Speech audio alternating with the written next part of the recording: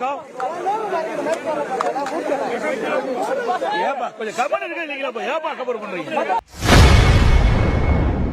செய்தியாளர்களை சந்தித்து பேசிய முன்னாள் முதல்வர் எடப்பாடி பழனிசாமி அவர்கள், தமிழர் ஒருவர் துணை ஜனாதிபதியாக வருவதற்கு அனைத்து கட்சிகளும் ஆதரவு கொடுக்க வேண்டும் என கூறியுள்ளார். அனைத்து ஊடகங்களுக்கும் பத்திரிகைகளுக்கும் காலை வணக்கம்.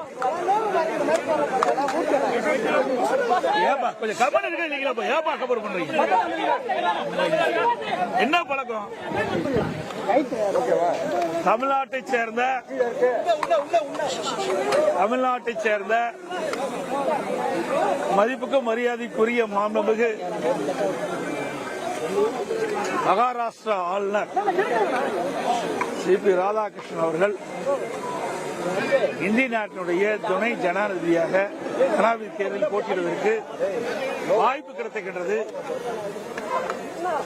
அதனால் தமிழ்நாட்டைச் சேர்ந்த அனைத்து நாடாளுமன்ற உறுப்பினர்களும் கட்சி பேதமின்றி மாண்புமிகு சிபி ராதாகிருஷ்ணன் அவர்களை ஆதரித்து அவரை வெற்றி பெற செய்ய வேண்டுமாய் அன்போடு இந்த நேரத்தில் கேட்டுக்கொள்கிறேன்.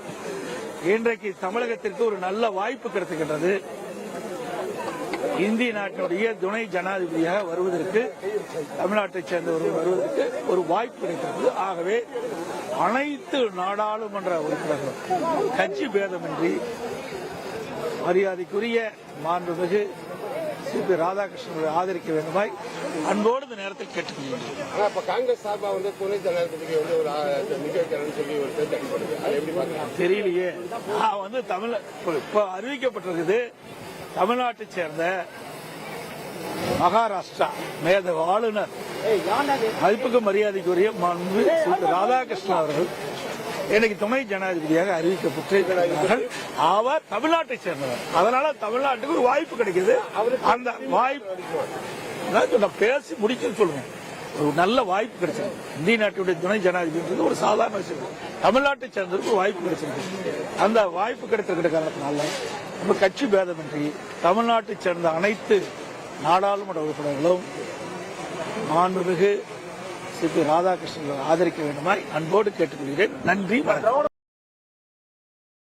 செய்திகளை உள்ளது உள்ளபடி தெரிந்து கொள்ள ரெஃப்ளெக்ட் நியூஸை சப்ஸ்கிரைப் பண்ணுங்க.